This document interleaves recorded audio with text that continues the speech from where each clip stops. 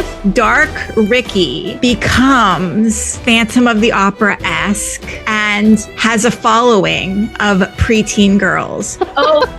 Wouldn't that be the most? You will single-handedly bring Izzy Hands back from his grave because he will be rolling in it so hard that he's going to come back to life. But then we have a 12-year-old girl who becomes his Lucius. Hello, everyone. Welcome back.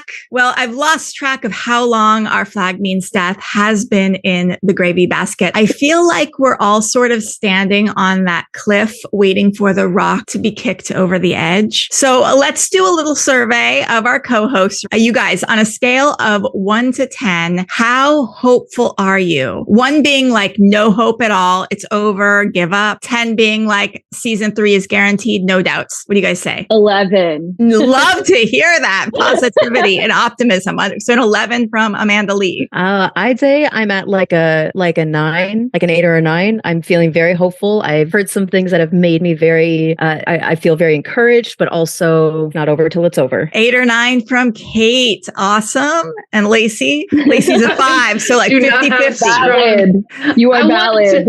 I'm just trying to be cautious. Cautious. Yeah, so 50-50. I hear that. Yeah, don't get your hopes up too much. Yeah. I'm a Libra, so I'm optimistic, but I can't put a number to it. I can't commit to anything. So, but I'm like, I love the optimism over on the left side of the screen. And I also appreciate Lacey's like 50-50 way of going things. So I found out, this is an exciting thing about the podcast. I found out I can see the cities where folks are listening from. So guess which city has the most people listening to the Our Flag Means Fanfiction podcast? Oh my God, tell me it's Pittsburgh. Is it? Is it really? How did you guess that? Yeah, it's Pittsburgh.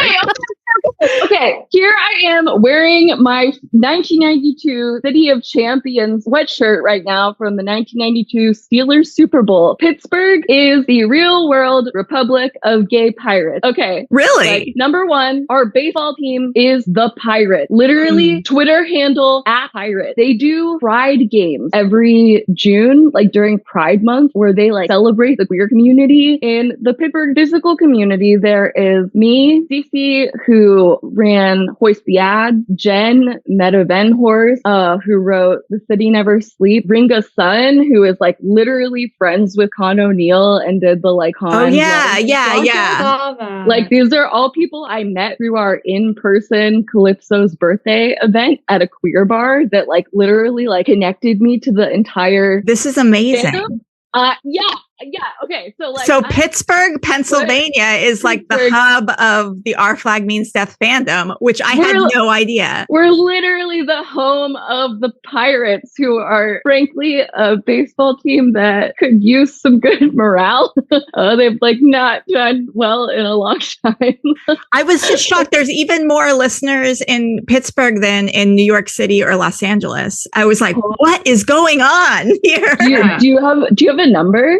Oh no, I didn't put it down here. Okay. I have to pull it up. But okay, outside the US, guess what is another popular city, not in the US, but globally? I have my guess, but I'm gonna London, Sao Paulo.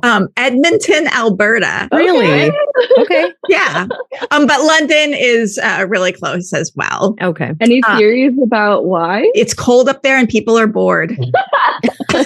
I'm on a group chat with some of the people who are putting together Well and Truly Doc, which is going to be an event in Galveston. And I don't have all the details because I know I won't. Where's Galveston? Is that in Canada? No, that's in Texas. But in the group chat, there's a bunch of people from Canada who always talk about feeling like they're all alone as fans. But, you know, there are other Canadians who are in the group chat and they're all like, oh, we're so alone because, you know, we're all in Canada, but we're, you know, Canada's big. There's lots of space. So they're not like physically close to each other. Wow. But there is a huge community in Edmonton, Alberta. So you guys get your galoshes on and your parkas and hike through the dark, cold winter and find each other at your local Edmonton, Alberta gay bar.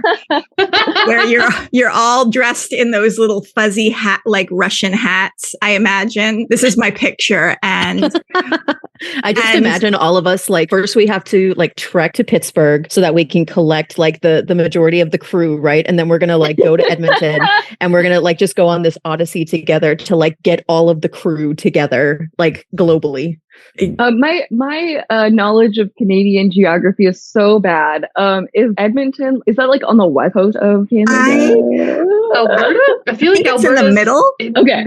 We have British Columbia's on the west, Quebec is on the east, so it must be in the middle. I'm pretty sure it's in the middle. But this might be a good time if you feel like it, pull up a map and Google it, and then describe where Edmonton, like where's my is. phone? It's not there it next is. to me. It's just next to British Columbia, so it's on the left, but not all the way. It's like the Nevada of The Canada. Nevada of Canada. Minus the very cold, dark Nevada of Canada. I'm sorry, Canada, if we're making totally inaccurate assumptions about what it's like in Edmonton, Alberta. But I'm sure you guys are really... Wait, I take it back. Prostitution is legal in Canada, so it is like the Nevada of... I'm from Nevada. Ooh. I'm in Nevada. I'm in Vegas. It's like Nevada with moose, I'm guessing. Yes. I'm sure that there are some other significant differences between Las Vegas. Edmonton, I'm just throwing out some like slogans for you. We have moose and whores. We have pirates. Join Join our crew. We have moose. I'm moving on. Despite the lack of news as far as things moving forward with Our Flag Means Death, the fandom has been as active as ever. On Tuesday, February 13th, we had the Burbank Warner Brothers event where folks came out. And this is where I met Kate, who came from Nevada for the event.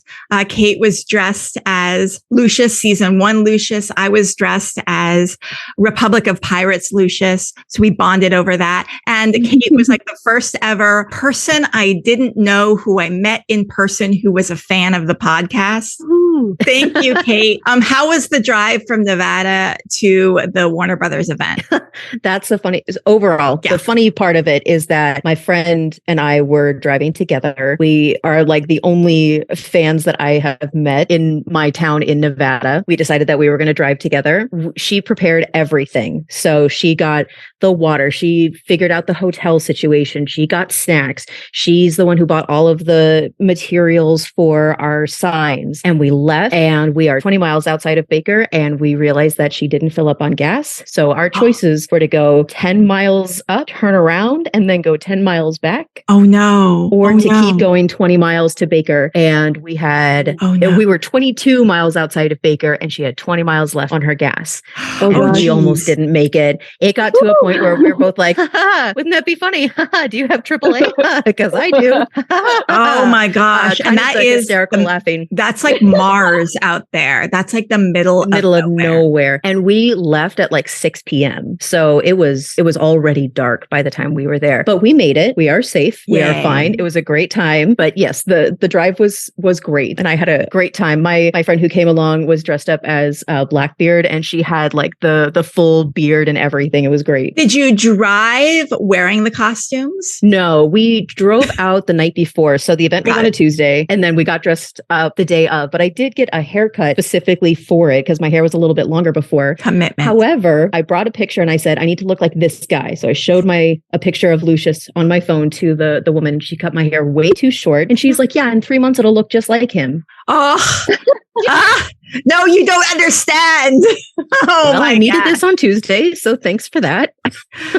Thanks for anticipating when I would need this look to be right. Why didn't you ask? My hair was long enough. You could have I promise it was long enough. You could have made it happen, but it's fine. I think it looked okay. I love the videos that the other Carly made. Yeah. So our friend, actor and comedian Natalia Reagan was there dressed up like an executive and representing Netflix, Amazon, and Apple Apple TV. And then the other Carly made this video of all of us dressed in our cosplay chasing Natalia. And then oh my God. it was like a Benny Hill soundtrack and then just like chaos. It was delightful. It was so clever and so cute. And what's fascinating is on just the day before yesterday, on Friday, February 23rd, Warner Brothers shares hit an all-time low after they announced their earnings. Are you kidding? As I said at the beginning of the podcast, I believe Warner Brothers Studios is a vortex that has gathered all of us cosmically in order to have a cyclone of our energy, just like bring the evil empire to its knees. Okay. All right. So this is the moment where I'm required, Jay. And I didn't think I'd cop to this publicly, actually, for many points, but like I started the stock discourse trending. Oh, did you? Yay! Yeah, thinking in sort of politically strategic terms about how to get Warner Brothers to listen to us. And I was like, what do? You go for the money. And I had followed the GameStop trend a few years back and like watched what was happening with that. And I started doing some research. And then based on that, I made like series of maybe 5 or 7 posts, Solarpunk Pirate Twitter, and I shared them in the group chat. You should repost this. And then they did. And then that was like the whole like insane event that pulled me fully into the campaign, was that like, you know, people, memes started coming back to me with, you know, David Zaslav, you know, Blackbeard looking sad in front of a stocks chart. And I was like, what the fuck? Like, I'm not even on TikTok, but they were on TikTok talking about it. Oh, wow. And was your post like about like telling people to sell their stock? Awesome. Yep. Yeah. The thing that I learned during the GameStop thing is that people who are really into the stock market, they use these programs that analyze like all of the internet trending news for information about like what stock to buy and sell. Literally, like you can use the like mass network of the internet to make stock prices like rise and fall, basically. And at first I did that, and at first my posts were like pretty simple. I was like, say negative words and also say that you're selling your Warner Brothers stock. And then it got like more complex, because what started happening was, as all of this stuff was coming out about Zaslav and the way that he's like decimated other companies, what started trending was like the legitimate reasons why he's a bad leader of company and like why he's running Warner Brothers Discovery and HBO Max into the ground. Westworld was one of my favorite shows when it came out. I didn't know until the last couple of weeks that they like HBO took Westworld off the air after they canceled it. And that just blew my mind, because that was a show that was marketed and was like extremely popular as it came out. And it's just not, you can't watch it because they don't want to pay the residuals. Exactly. So Kate works in finance. Kate, is any of that true about like getting trending articles about selling Warner Brothers stock, Warner Discovery stock? Is any of that like something that you in finance talk about? Or sorry, I was trying to unmute. Yeah, so I work in finance and I work in wealth management. So I do, talk to financial advisors, a lot of trading. And over on my end of the world, I'm not getting a whole lot of talk about people selling Warner Brothers specifically. I tend to get like the really big, like, okay, this sector is down or something like that. Yeah. Or there were some quarterly earnings that went up that were posted. People will react to those. However, I do pay attention, and I did notice that as of Friday at the close of market, Warner Brothers was at like $8 and some change. Like that's my God. It was an all-time low. Yeah. Like, again, when David Zaslav sold he sold about 1 million shares the day before Out Flag Means Death was canceled. The stocks were at something like $11. Yeah. And I mean, going from $11 down to to $8 and change, it is a pretty significant difference. But I think the main thing to kind of take from that is people are not buying it, even though it's so low. That's kind of the main thing. And a lot of times that is, I mean, buy low, sell high, right? Yeah. So you would expect that there would be a lot more action happening. People are not expecting it to go up. People are in the same way that a company having bad news can often cause people to sell. You would expect people to react to that and buy it when it's low. But if they don't have faith in the company, then they're not going to buy it because they don't think that they're going to get a return on that investment, right? So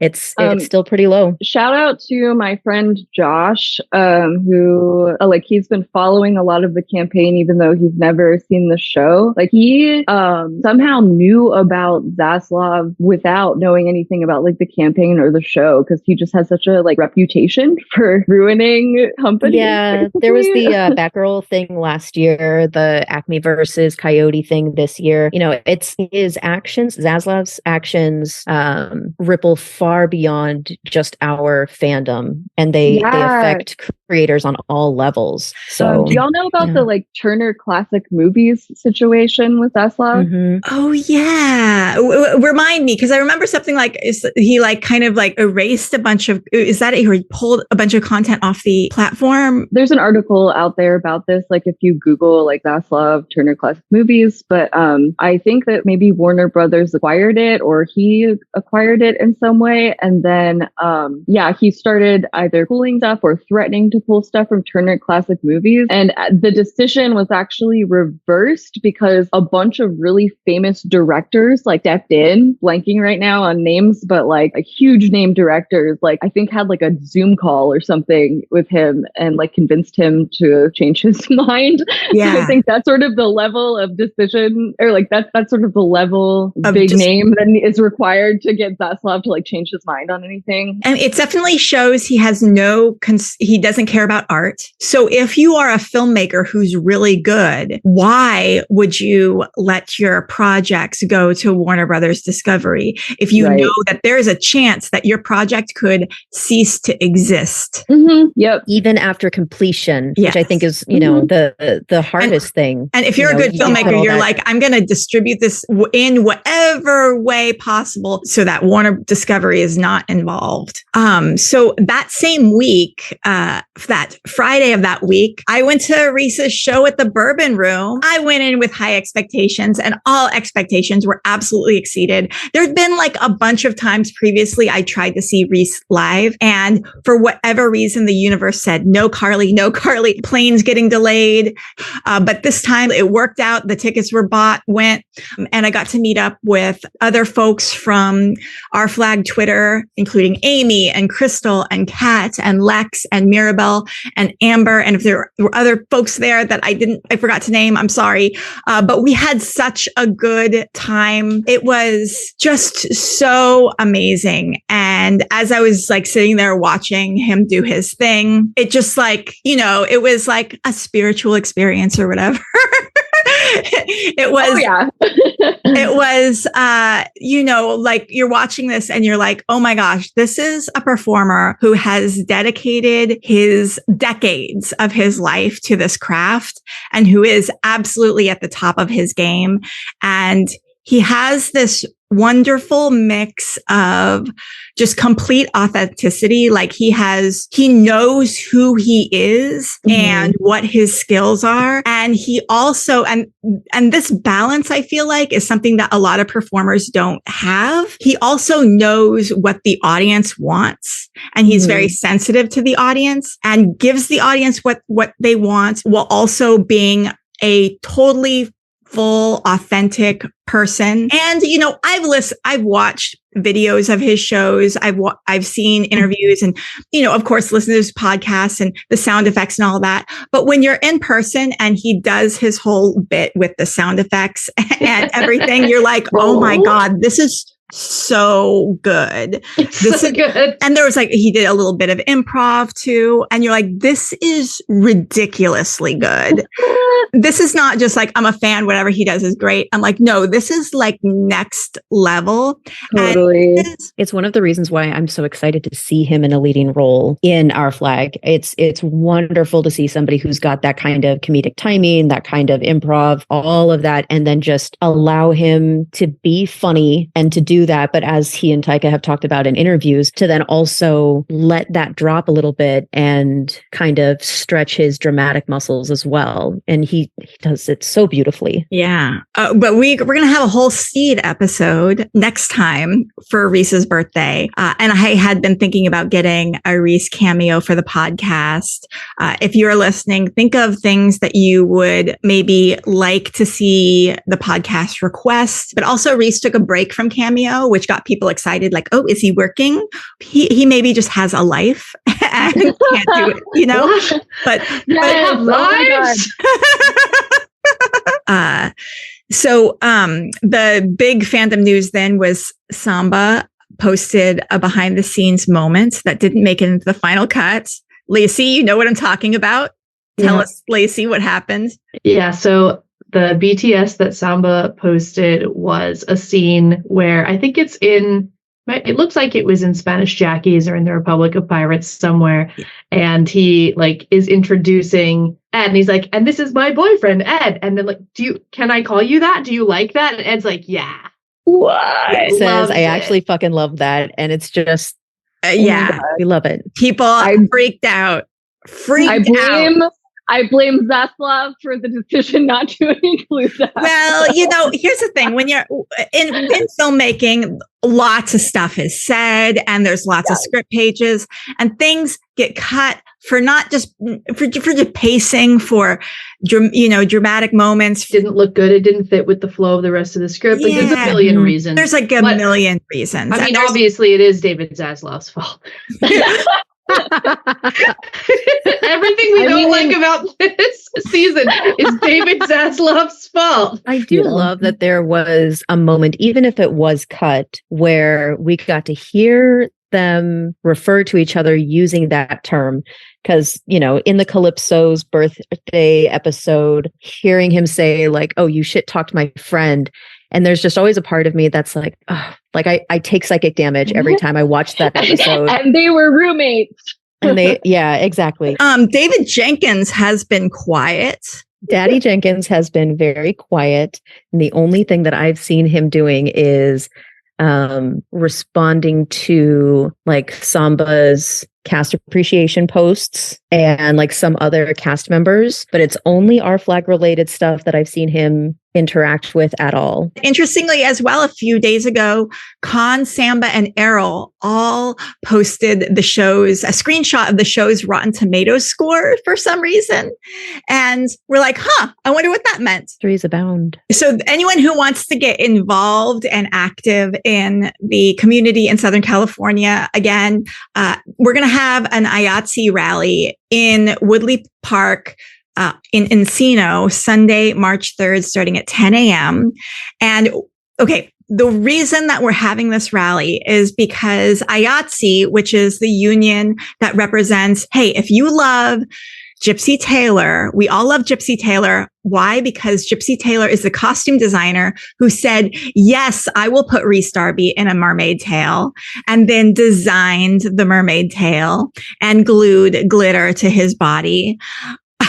If you appreciate people like that, you want to support IATSE, which is the union that represents the artisans, the craftspeople, the crew, the behind the scenes people, the people who do the editing, the people who create the beauty and create the emotion of a scene through lighting. They are going into negotiation with the AMPTP on March 4th.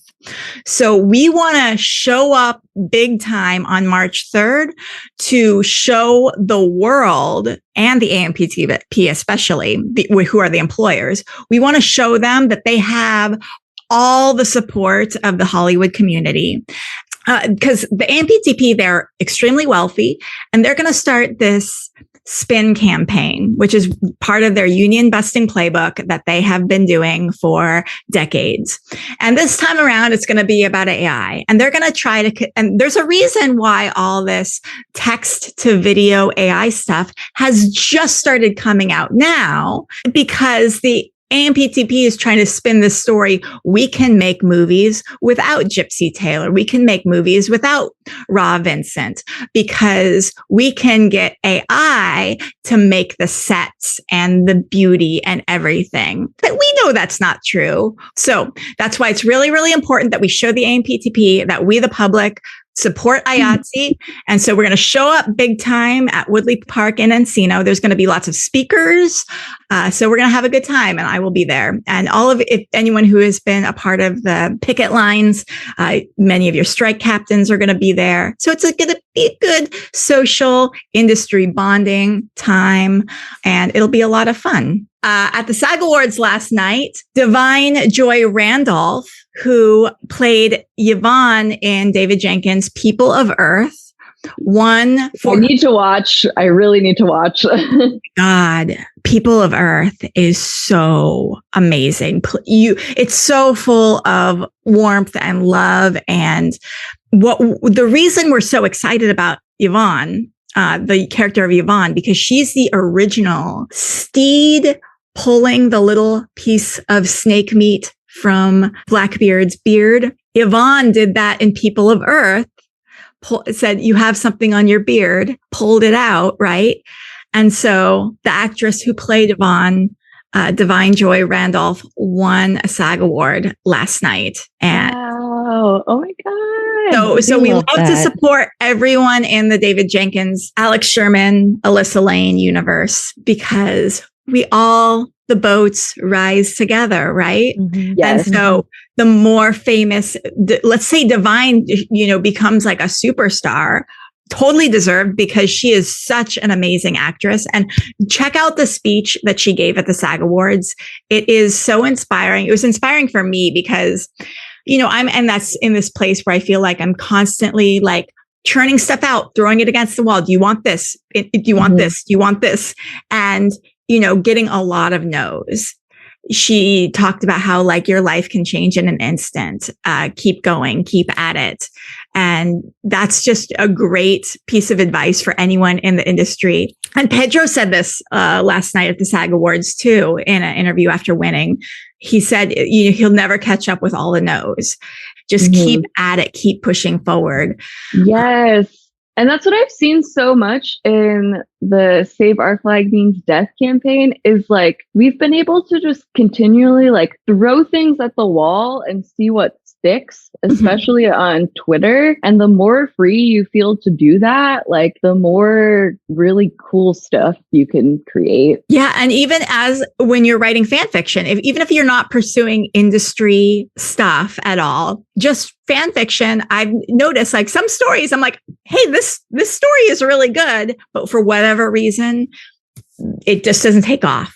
But then like another story, I'm like, oh, churn out this little thing, put it out there. For some reason, it's like all of a sudden 100 kudos, like in the first couple days. I'm like, wait a minute. You guys decided this one is the one. Totally. Yeah. Yeah. And it's like, you have no idea. Oh, it's so weird. Oh, it's just like fan fiction. Like I've been talking to Jen about this a lot, and like, I hope she can be here for the Stede episode. Like fan fiction is a space that has always been like decentralized. So there are no Zaslavs in fan fiction.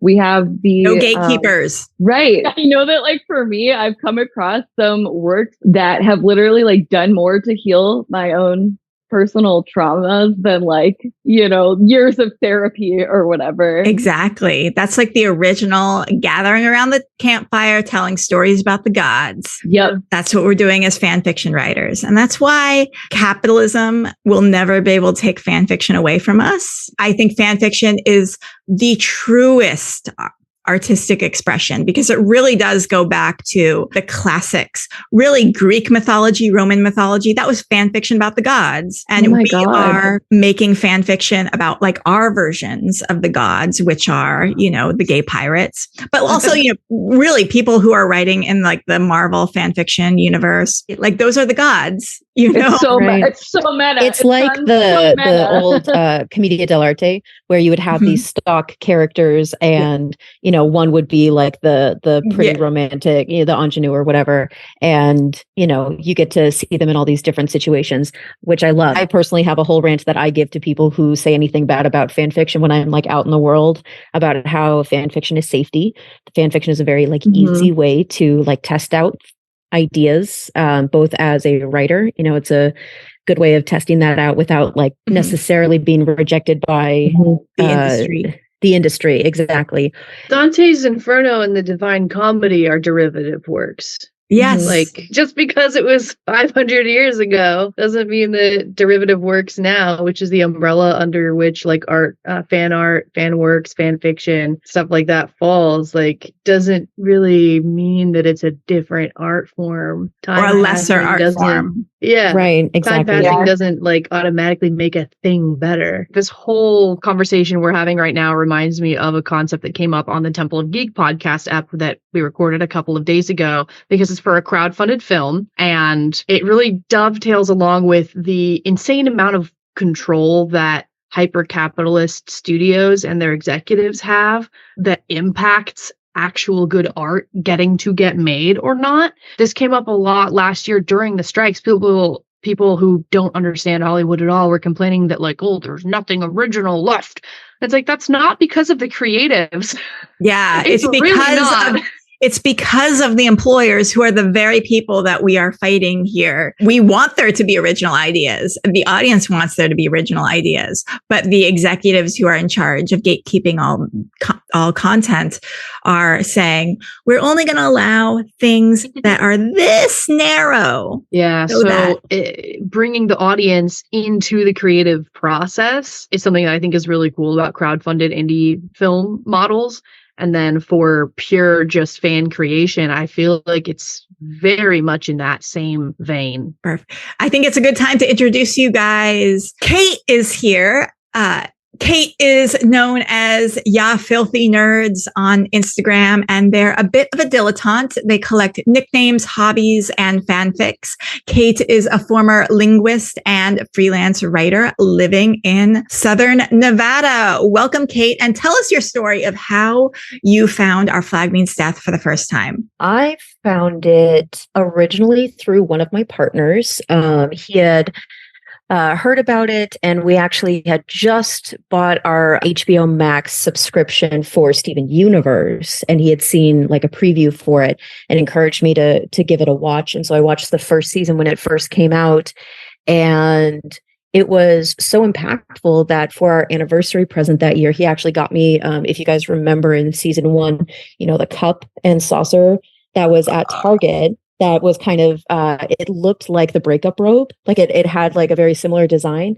He actually got that for me. Aww. Now, I liked the show and I really enjoyed it in the first season. And then there was something in my brain chemistry that just changed on a fundamental level when season 2 came out. Just that first episode, I got pirate rot, and I haven't been able to climb my way out of it. But I'm very lucky that I've got people around me who are very encouraging. They say you don't have to censor yourself. You don't have to hide that this is something that you're really passionate about. So I'm able to really just kind of let myself love this show to the point where I could drive out to LA on a Tuesday to be a part of a big fan event. So I've been really enjoying what the show has given me back, because I used to be a writer and used to do fanfic and used to, you know, do a lot more of these creative pursuits, and I lost it for a while. And sort of watching this show has sort of brought back, you know, oh, well, what if, you know, scenarios that have kind of given me back that sense of wonder and excitement for writing that I kind of lost. So isn't that so wonderful how it's inspired art in so many people. It's beautiful. Mm-hmm. And Amanda Lee is also here. Amanda is a musician known as Prism Hour on Instagram. And in the Our Flag realm, they are Solar Pirate.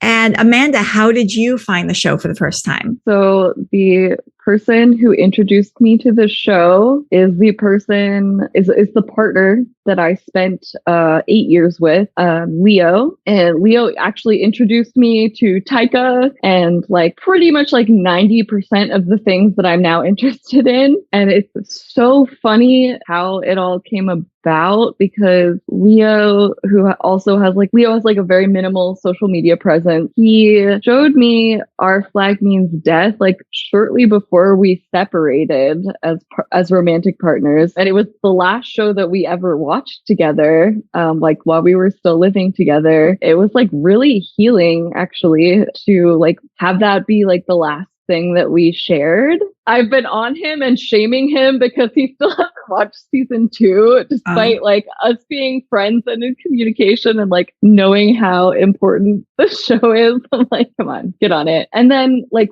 season 2 actually came out towards the end of a different romantic relationship with another friend who has just started watching the show, another ex-partner. And like in both cases, it's like I watched the show during and after we were separating, and like it helped me move through those like grief processes and like made me laugh. And I didn't like notice everything the first time I watched through each season. So it's like I'm just now beginning my process of like rewatching and noticing new things. But yeah, in both cases, in season 1 and season 2, like I was helped through like breakup grief. So it was like so helpful. Yeah, isn't that interesting? You were breaking up something like a marriage and that you were together for 8 years as Stede was leaving his marriage. And then you broke up with your... Oh, yes. I relate to Stede so hard because part of that relationship was realizing that I am like more queer than straight. And I was trying to fit my relationship with Leo into a romantic mold that it wasn't meant to fit in, because that's sort of what our society like allows, you know. Like we're not allowed like technically to, I mean, we can marry our friends, I guess, but that's not really socially accepted for that reason alone. I realized like literally this week that as a person who is diagnosed with bipolar disorder, I actually value my platonic relationships over my romantic ones, because those relationships are the ones that keep me grounded. They're not the ones that are dependent on like feelings of romantic love. Like they are there, you know, whether or not you are like feeling the intensity of like relationship energy or whatever. Yeah, like so you crave a queer platonic relationship in many ways. And yes, the thing is, our capitalist society does not promote polyamory, queer platonic relationships. I wouldn't limit that to capitalism. There's a lot of other forces, strong. The heteropatriarchy, the Puritans, religion, so many things, capitalist, you know, white colonialism. So many little hands force people into hetero, binary, romantic, sexual partnership marriages, because the marriage between two people that produces children is very useful for a society that needs to create products for people to buy. Workers. And then to create a future of underlings, of workers that you can exploit and then make products for them to buy while using their labor. If we were to have, you know, more polyamorous sort of situations, more recognized marriages that don't result in children, recognize queer platonic relationships, well, that upsets the paradigm, because what we want to do is we want to financially reward people who produce lots of children. Mm-hmm. We don't care if those children grow up in traumatized environments with people who didn't necessarily want to have children in the first place. Hi, I know. No. I'm for listeners, I raised my hand because I was like, wait, I have to say something. Yes, and go for it. It's just like out of a. I was on a rant. Go for it. No, Kate. no. Your rant is completely. I'm on board with all of this. I've been polyamorous for over 10 years now, so I'm completely on board with all this. I was going to say to sort of start to tie this into our subject of Minor Prince Ricky Baines. I like it. And I didn't necessarily notice how blatant it was before I started thinking about Ricky for this episode, but I very much feel like he represents a lot of those kind of binary categories. You know, all pirates are bad. All pirates must be put to death. You know, you're good or you're evil. And I, as a colonizer, am good. You as a pirate are bad. And, you know, there's a lot of ways in which his presence brought in a lot of the colonial ideas that are still present in the show, but all of a sudden they are it's no longer an existential threat. It is a direct threat to the characters of the show. Yes. That all of the kind of polyamorous aspects, all of these kind of queer relationships have to immediately deal with, because steeped in pirate culture in this show is that freedom of expression, freedom of life, freedom of relationships. We can have, you know, John and Frenchie queer platonic relationship. Yeah, we can have the whatever's going on between Olu and Zhang, and also Archie and Jim. You know, we can have all of these things that don't have clear categories and labels. And then when Ricky shows up, all of a sudden it does feel like a tonal shift. And I feel like that's part of what he represents. Yeah. Part of my Ricky thesis dissertation is he has not really done anything worse than either Stede or Ed. We just were not given access to his full backstory. And that's why we, as the viewers, we don't immediately connect with him in the way that we connect with the main two characters, because we don't understand the traumas that created his character yet. I'll be interested as we talk to hear more about that, because from the get, I think I disagree. Because I want to get into that. I also want to introduce Lacey, because Lacey didn't get an introduction before we went off into a tangent. Lacey is the host of the Temple of Geek podcast, which everyone should go listen to.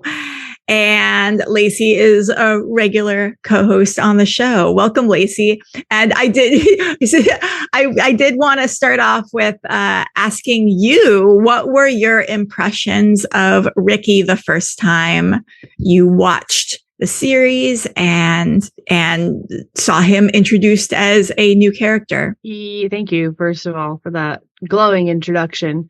Upon first meeting Ricky, he gives Stede energy. A lot of the stuff he does in that intro episode is absolutely season 1, episode 1, completely the Stede who lacks any self-awareness, and you can see it on Reese's face as Stede rolling his eyes at this stuff and realizing this isn't something that this dude can be talked out of. I'm just gonna leave him.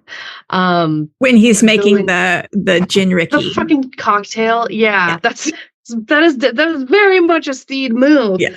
But I was curious. I kind of wanted to build off or ask about what Kate had said about Ricky representing the mainstream.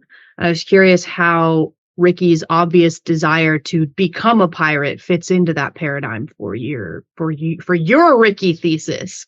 Yeah, I love that question. Okay, I think in many ways what happens is, the short answer is cultural appropriation. The longer answer is people will look at I can only speak to the queer community, but I see a lot of people looking at the queer community, seeing the way that we express ourselves, seeing the way that we dress and we act, trying to find the pieces of that they can use. And it is about usage rather than, what seems to come up organically, sort of in the same way. But Stede was that way too. Stede was that way. Stede was a tourist, and Ricky is too. And I think there's a really big, one of the main divides between those two characters is that Stede was a tourist who spent time, he learned how to listen. When he has this whole talk it through as a crew, but one of the things he gets very good at is listening.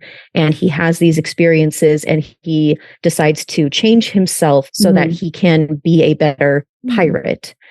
Whereas with Ricky, it's I should be able to have all of the power of a minor prince, and I also want this grand adventure. And because he wanted to maintain that, he wanted people to treat him like a minor prince when he's a nobody in the Republic of Pirates. When he had kind of his first bad adventure in piracy, he went back to his colonial life. He went back to, I'm going to go to the authority. I'm going to go to the cops, and I'm going to have them take them all out, Not only am I taking my toys and going home, I'm breaking yours. I'm breaking your toys. Exactly. Yes. And sorry, the Carly, it looks like you wanted to say something. Is Stede did grow because he started as a gentleman, but then he did give up his wealth. So yeah.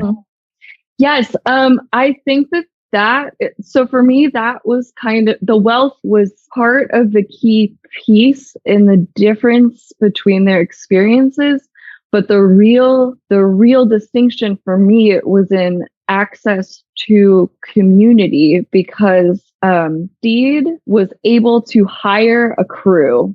He was able to build a boat and hire a crew. And so he went into the Republic of Pirates and the whole situation as the gentleman pirate, with a team of people who were literally hired to back him up. And even though they thought about mutiny for a second, they ended up being on his side. Ricky went out on his own. He attempted to find community, but immediately experienced a traumatic event at Jackie's, did not have a crew to lean on for support to process that experience. So Stede was able to integrate his trauma with the help of community, and Ricky was not. Yeah, I would definitely say one of the benefits that Stede had was having his crew that he could talk it through with.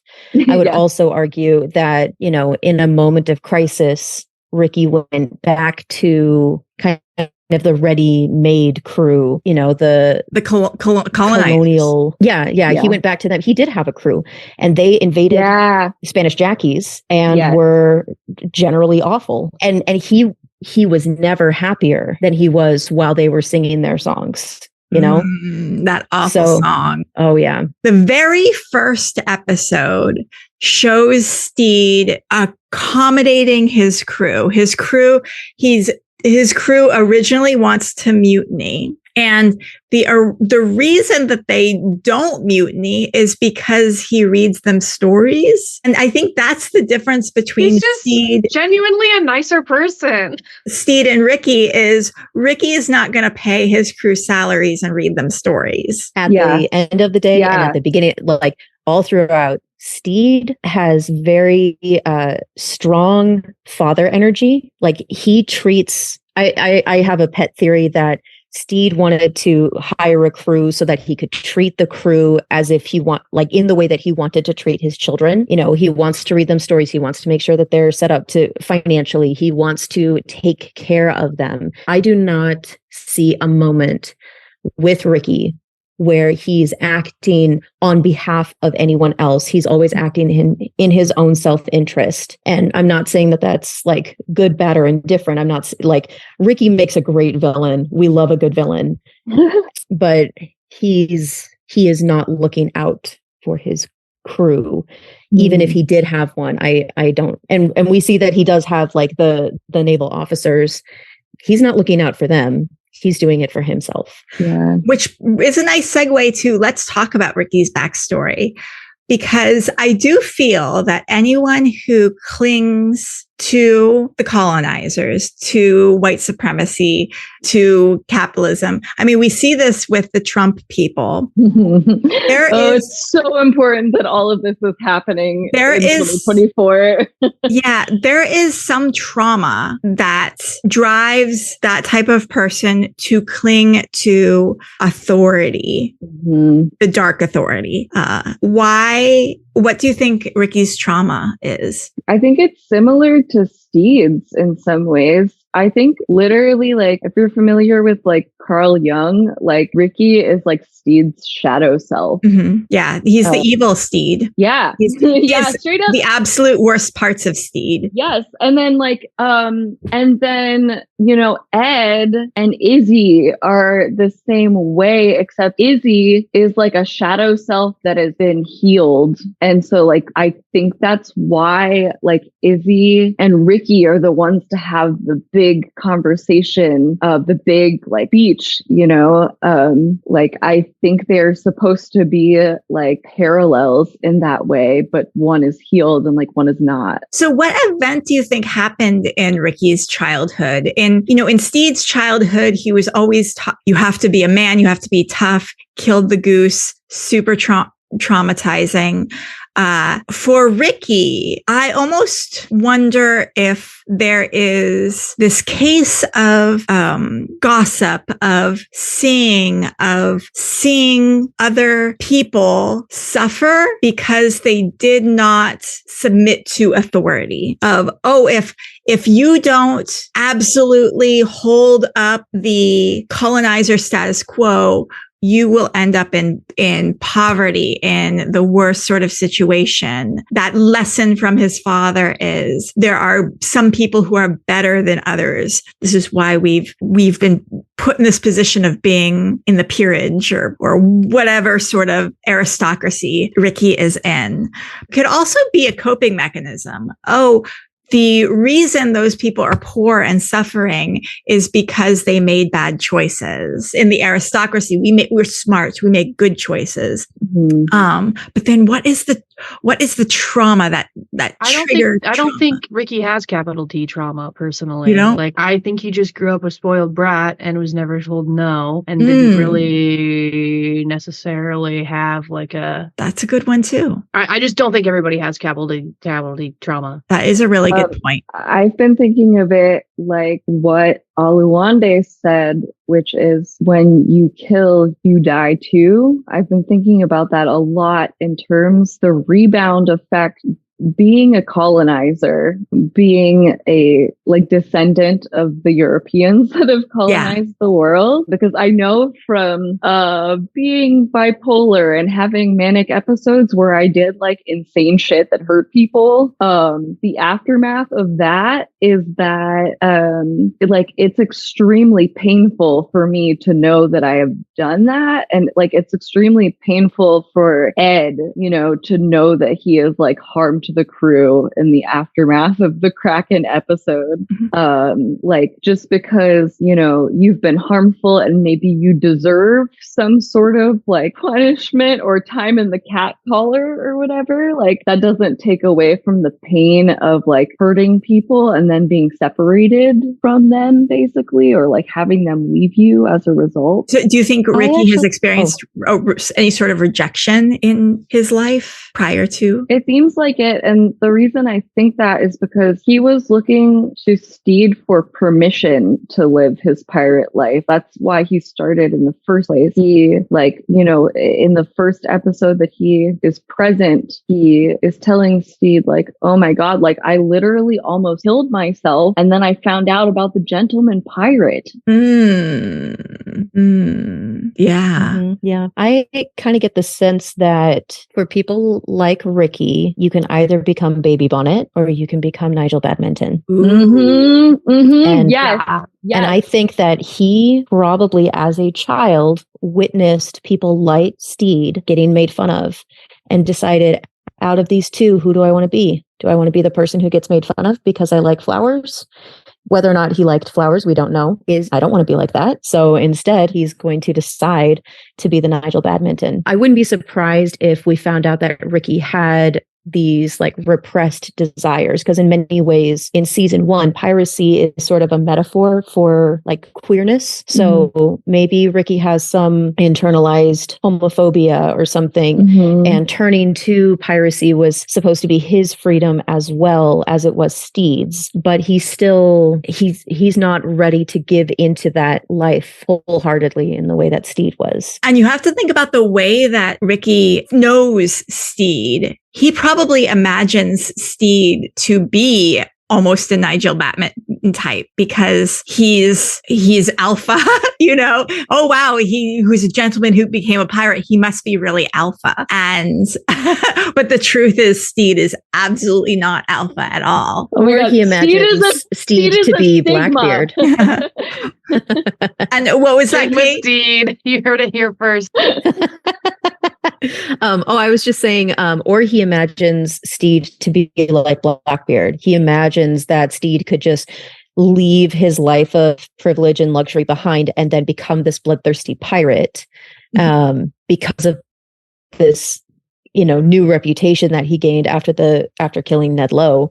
So we don't know what he expects Stede to be, but he's definitely put Stede up on a pedestal well enough that he knows what Stede looks like. He knows for sure who this guy is, even though like there's no pictures, we don't have wanted posters of Stede Bonnet. How does he know what Stede looks like? But he knows for a fact. Yeah. So questions that I have about Ricky in season 3 is, how did he find out about Stede? How did he find Stede? And like, what was he expecting that meeting to be like? I am fascinated by the potential of Ricky. As Ricky represents the evil Stede, the worst parts of Stede, my mind starts going into what can be the most chaotic things that we can do with this character. What would be the absolute most unhinged place for Ricky to go? Oh shit. I love the idea of following that thread. Okay. We have the absolute worst Stede, and the absolute worst Stede has now killed off the huge portion of the pirates. And now, why does my head always go to, okay, what is his next wardrobe change going to be? Because maybe it's because I was a costume designer for like a large part of my life. But I'm like, okay, his next costume change is going to be like as extra as Stede, but dark Stede. If Stede showed up in the Republic of Pirates wearing the white outfit, Ricky is going to show up wherever he shows up next in the most extravagant dark Darth Vader like mixture between the English Navy and Darth Vader. That is how Ricky sees himself, right? This an executioner extra outfit. Okay. And what is his next? He just killed off the Jedi. So what is he going to do next? He's chasing that high. We know that. So he finds out the revenge is still out there. And we know the revenge is maybe going to get revenge on Ricky. But what if Ricky's like, oh, the last ship is out there sailing? Well, let's go put together the Death Star of pirate ships. So Ricky, Darth Vader, English Navy outfit creates the Death Star of English Navy ships searching for the revenge. He gets his crew together, but because he's not Stede, his crew hates him. So what is Ricky's life like with all this ambition, all this quest to do this next big thing?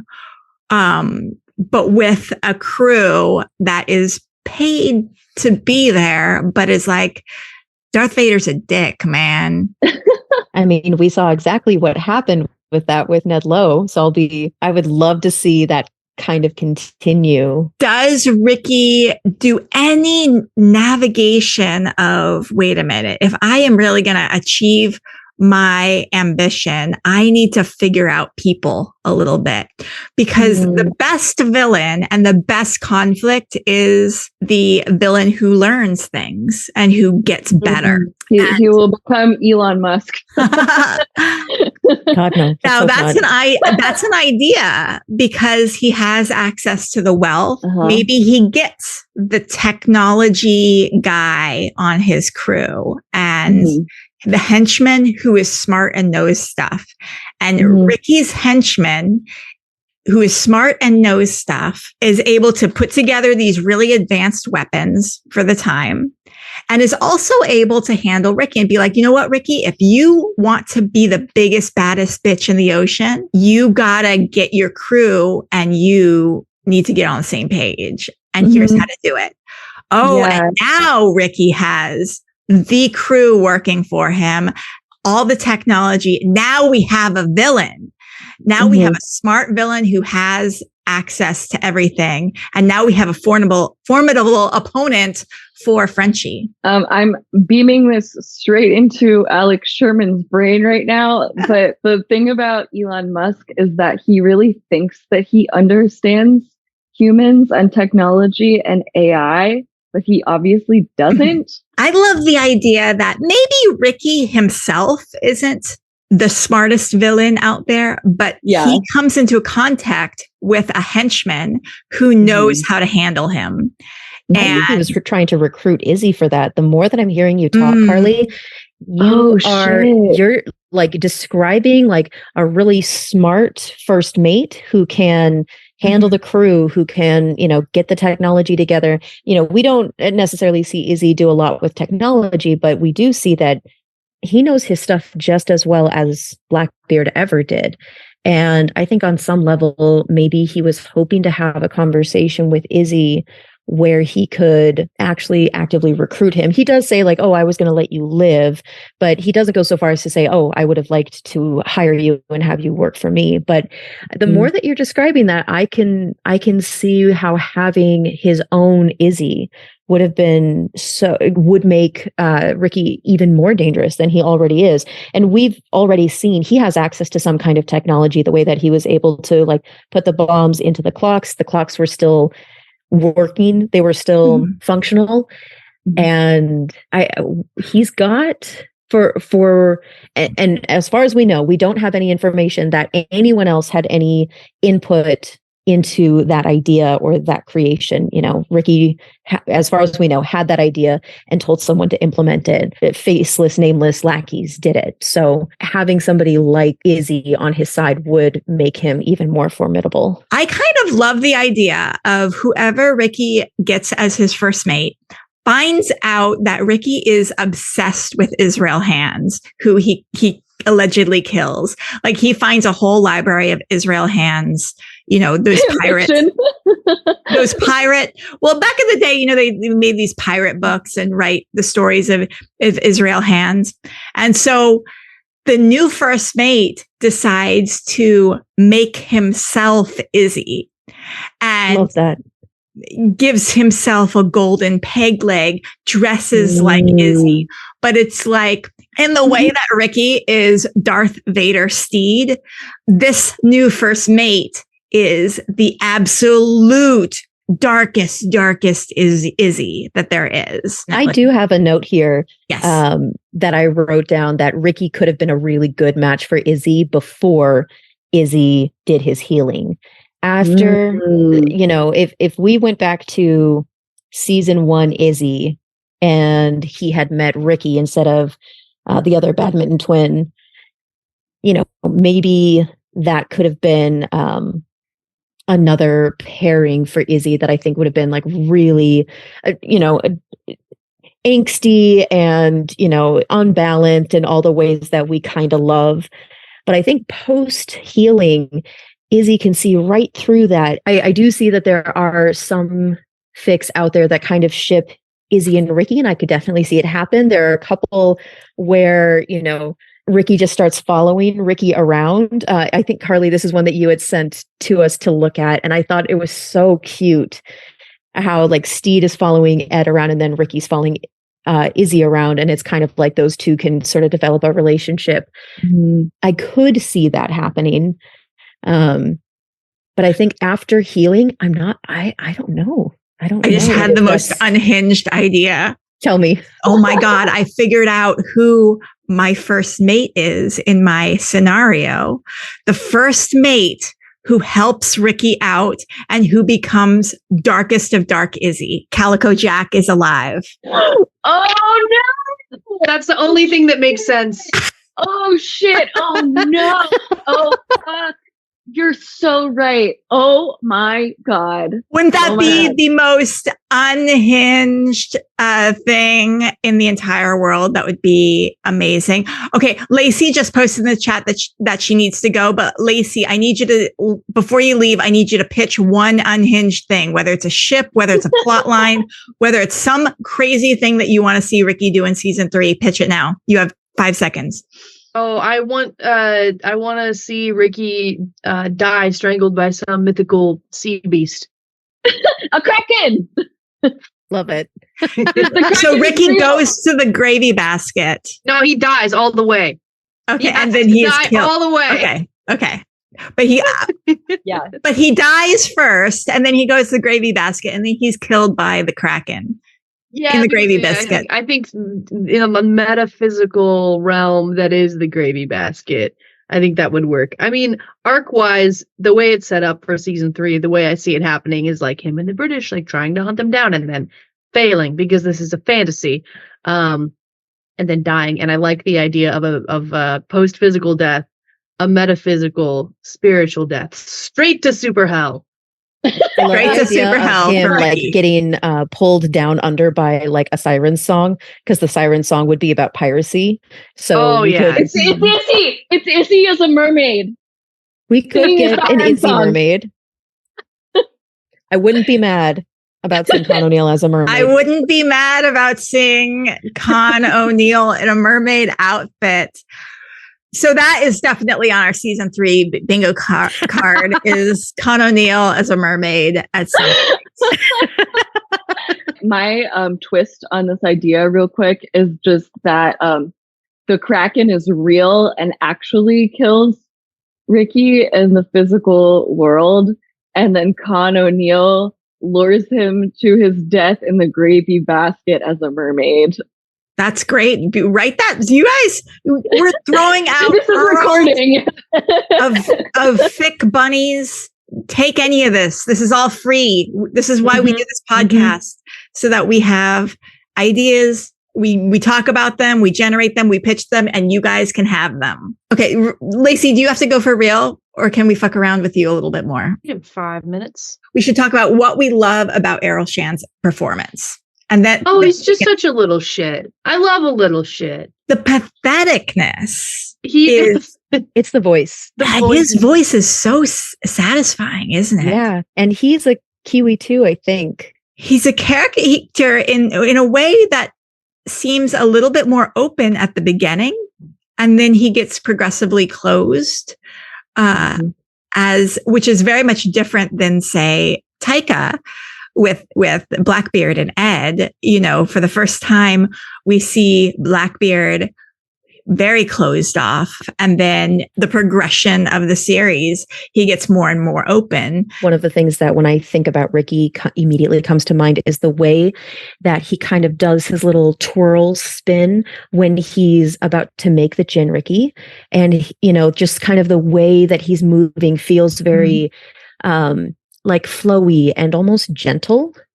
And even though the character's choices, and I'd say like his facial expressions, get very hard, his physicality remains quite soft.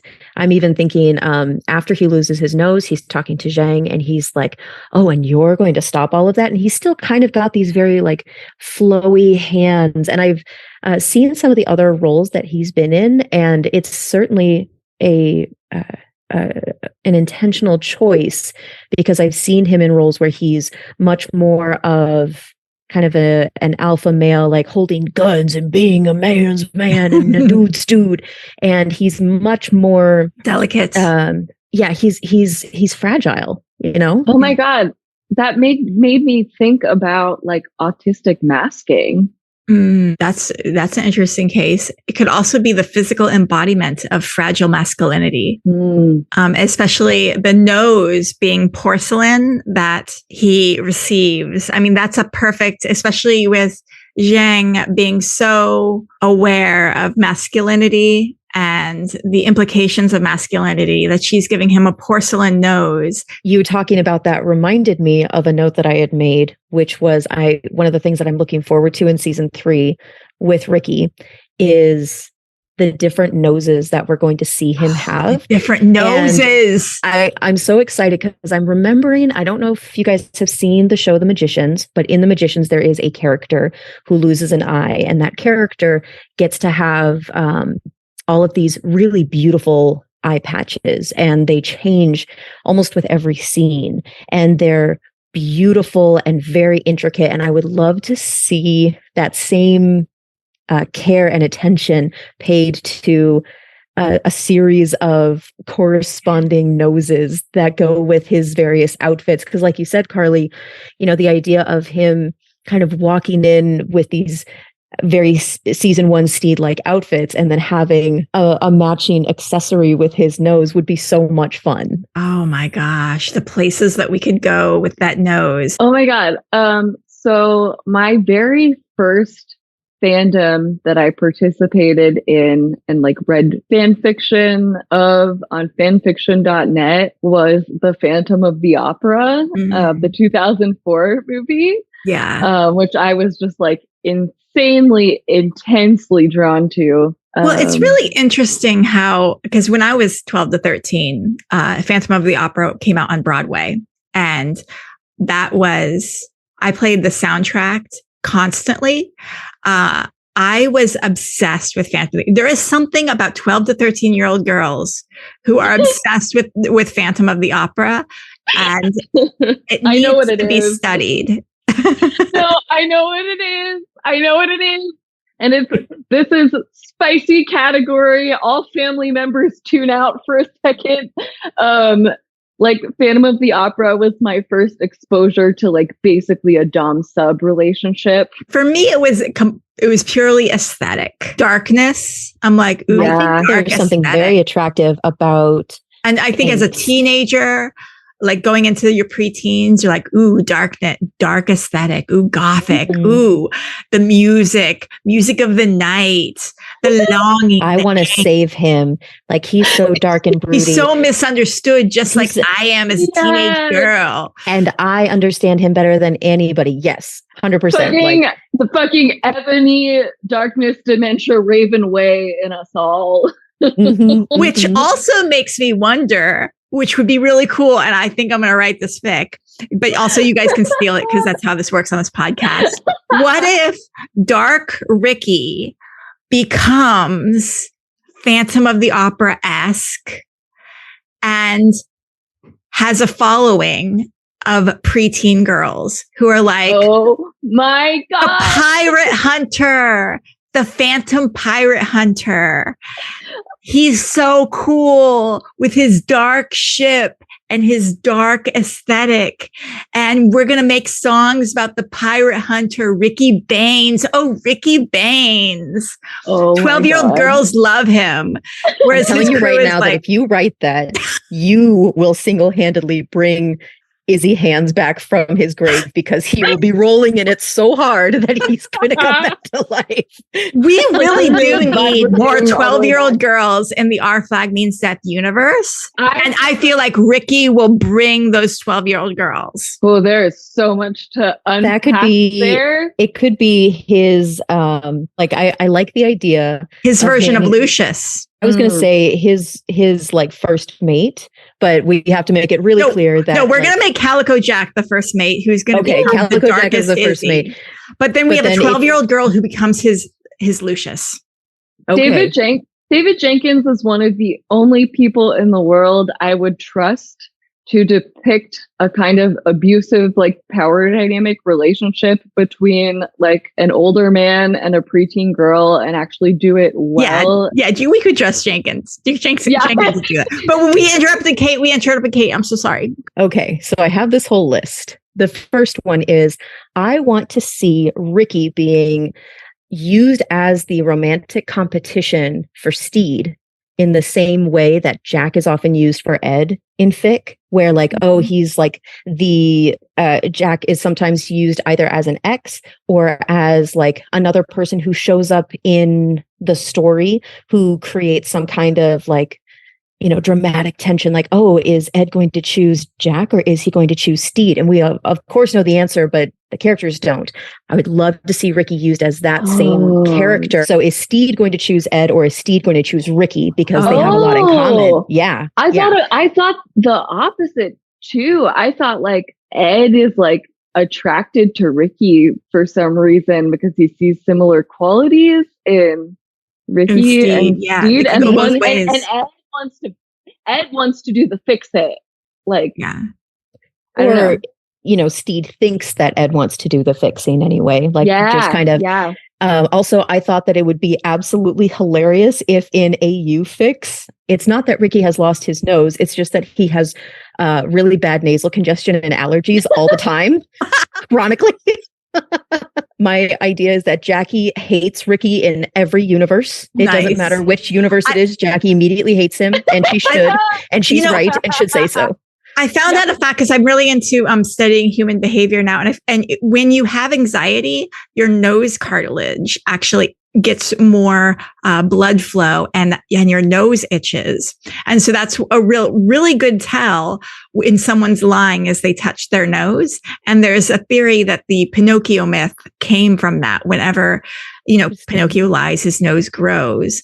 So I love the idea in an AU fic that Ricky is a character who every time he has a moral failing or something, or he does something evil, he gets congested.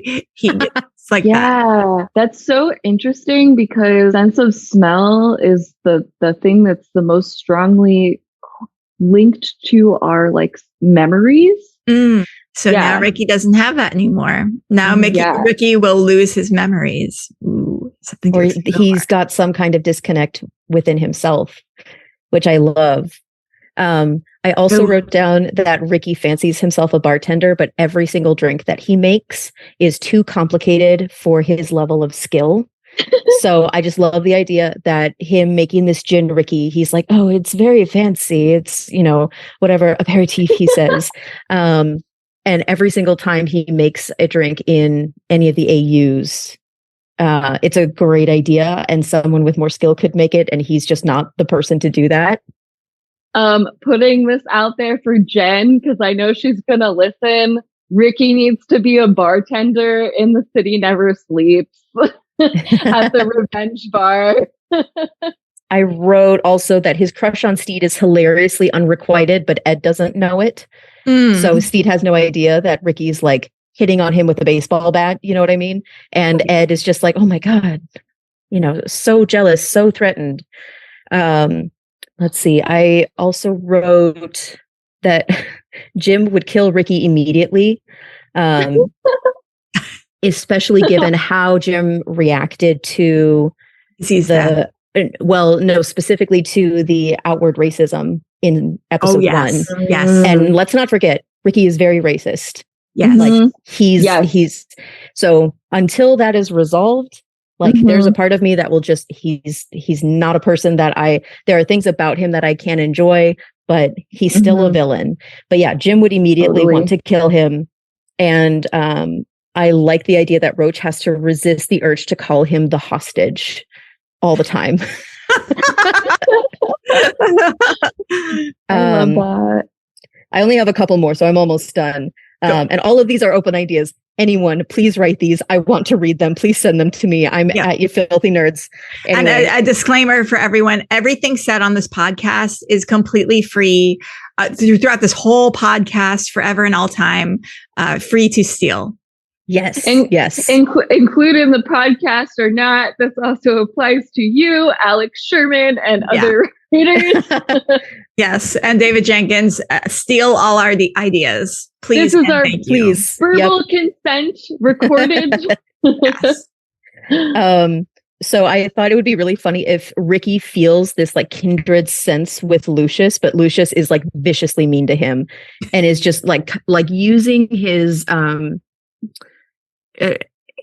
like sassy gay affect to his best ability just to like tear Ricky down, which I love. Yeah, because Ricky's like, oh, you're delicate like me too. And Lucius is like, I caught rats with my teeth, guy. Get out. I cut my own finger off. You know what I mean? I'm going out of yeah. No, that's exactly some ideas. I'm gonna have to like walk around and say some Lucius things in my head for a little while, and because I can see Lucius saying some things. Yeah. But weirdly, Black Pete gets along with Ricky really well until Ricky insults some of the POC on the boat, because I know for a fact that he's going to do it. Yeah. Like he's going to say something about like from episode 1 of season 1. Frenchie, Olu, and Roach don't talk to Ricky, and Olu just rolls his eyes a lot every time he speaks. The fics that I found about him, there were very few that actually dealt with Ricky like as a threat. There were only 1 or 2, and I'm really excited to like finish reading them because some of them are epics. You know, they're 300,000 words that I have to really set some time aside to read. But I would love to see a little bit more of that. Yes, I went through and read fics where Ricky was tagged as shipping with someone, and the one I ended up landing on, as this is going to be my fic recommendation, is Princess by, I believe this person's name is pronounced Xerxziez. It's spelled Xerxziez. And the summary is: a redeemed Ricky settles into his new life with the crew. It isn't long before he gets a nickname that gets him curious about trying something new, especially now that he's freed from crushing societal expectations. And Stede shows him the support and kindness he's longed for. And what is interesting is all the crew calls him Princess, and he doesn't feel like it's an insult, but he's not sure. And he kind of likes it. And it is very nice because it's like this idea that Ricky has whatever, he's on good terms with everyone now. And he starts experimenting with cross-dressing, and Stede is very supportive and helpful with him discovering that side of himself. And it's lovely. It's just a nice, very short fic, and it is 1,800 words. And so I would say pick that up. It's enjoyable. I read that one too, and I really liked it. And I think like the convergence of both of your ideas that just popped up in my brain is like, I think the only way that Ricky can be redeemed as a character in the show is either to like suffer a blow to a head that causes like memory loss and amnesia, or if we want to go magical realism, like be reincarnated, basically. Yeah. I mean, I would love to see a redemption arc for Ricky. How do you get redeemed from being a racist colonizer? Oh, well, welcome to the arc of my entire life and like thought process right now. I've been literally coming down from like a manic episode where that's like been all I've been thinking about. And you listen really, really, really, really hard. And then you do everything you can to boost up the voices of the indigenous people that your ancestors have harmed, I think, or like that's how I. It would be lovely to see him spend a great deal of time in servitude to, especially the POC members of the Revenge's crew, and is like, guess what? I am your valet now. He works in towels for 1,000 years. I would love to see how he makes amends with Jackie. Like out of everybody, I think he harmed her in a way that was very cruel and very intentional. He knew exactly what he was doing. He was trying, and I would say in some ways succeeded in humiliating her in a place that she had carved out for herself in her own home. So if he could make amends with Jackie, then I would cease to see him as a villain. But until then, he is Jackie's servant until the end of time. Yes. Oh my God. Because like Jackie is like a fully like self-actualized, I think like pretty healed person. She's very powerful. She's very powerful. So just like allowing, I don't know, somehow like allowing himself to be in that position, I think could be enough, maybe. Once I saw him make amends with her, then maybe I would cease to see him the way that I currently see him. And Erroll has done such an incredible job of creating a villain that I love to hate. Yeah. Like I love that I can hate Ricky as much as I want, kind of not with impunity, but you know, he's not a character who at this point has redeeming qualities other than Errol's inherent charisma. You know, and I'm okay with that. The fascinating thing about that is that, like, after following Erroll pretty closely on social media, he is a huge supporter of like Indigenous rights in New Zealand. Do you guys have any other fic recommendations you want to give? I have been reading A Tree Change, and I am blanking on the Claire G.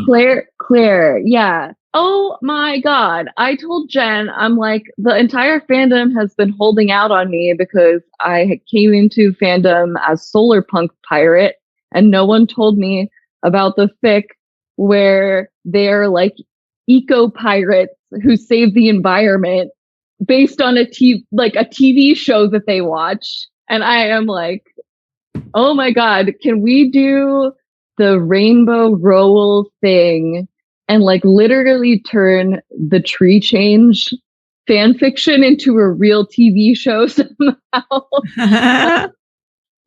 I will discover. And so give us a little pitch of just like a one-line pitch of what Tree Change is. Sorry, I cannot limit to just one line.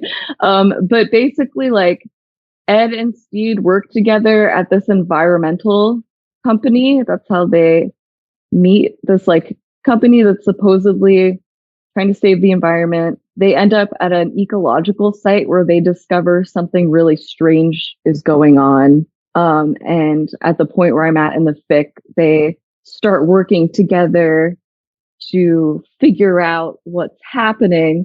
And that's because both of them are obsessed with a show within a show, Tree Change, in that universe where they both feel identified with the respective characters that represent like Ed and Stede, like in that universe. So fascinating. And it's one of the most popular fics that features Ricky as a major featured character. And I haven't even gotten to like where he shows up yet, but I feel like it must be interesting. And Kate, what's yours? Yeah, I started reading The Long and Winding Road Home by Joanna Bobana. And this is one of the longer ones. And Ricky isn't like a main character at the beginning, but he does become one later on. So right now, as of recording, it's got 5 out of 6 chapters posted, and it's over 122,000 words. But I'll read the summary. It's pretty short. Stede and Ed work hard to build both their inn and their relationship one project at a time. It isn't always easy, but they manage to create a happy and peaceful life for themselves nonetheless. However, things don't stay quiet for long. Ricky is still at large and is more dedicated than ever in his mission to bring about the end of piracy. After a few surprise visitors from Ed's past end up on their doorstep and the crew of the Revenge return worse for the wear, Stede and Ed jump back into the world of piracy for what they think will be one quick final adventure.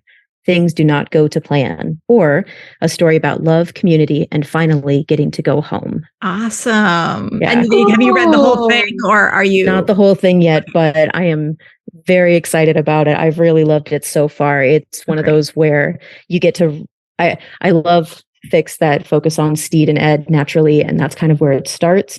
But then kind of the imminent threat of Ricky kind of keeps getting brought up. You get some new original characters who kind of get to describe Ricky in a different way than what the characters have seen so far. So I'm really enjoying it. That's wow. That so my soul. Yeah. We'll wrap things up with the final thing. What roles, really quick, would you love to see Erroll Shand in? Something New Zealand specific, maybe? As a villain, again, as a hero, as a romantic interest, as an action figure, as a comic, as a... I think he could do any of the above, but I would love to see him actually as like a New Zealand colonizer. I think he would pull that off really, really well. I was going to say I'd like to see a little bit more of his comedic timing, because I think that Ricky has a lot of mannerisms that are fun and interesting and funny. And it would be kind of cool to see a little bit more of that, because a lot of his roles tend to be a bit more serious. So yeah, he's got good comedic timing. I'd like to see more of it. I really love his voice, so I would love to hear him read some audiobooks. Yeah. And I would love to hear his voice more. So even if he were to like do a podcast or do something audio, like let's see what you do with that. You have a great voice. I love it. So I can put it in my ear holes and listen to it all the time. Ear candy. Okay. What are you guys working on, and where can people find you? I'm Amanda Lee everywhere in the world, because that's my first and middle name. I am on Instagram and a few other places like YouTube as Prism Hour, and I will be on Spotify within the next week under that name. And within fandom spaces, I am Solar Punk Pirate, including Twitter. I also just booted up my Tumblr for the first time in many years to be my sort of like chill space within the fandom. That's just all fun, all vibes. And I am at solarpunk-amandarchy there.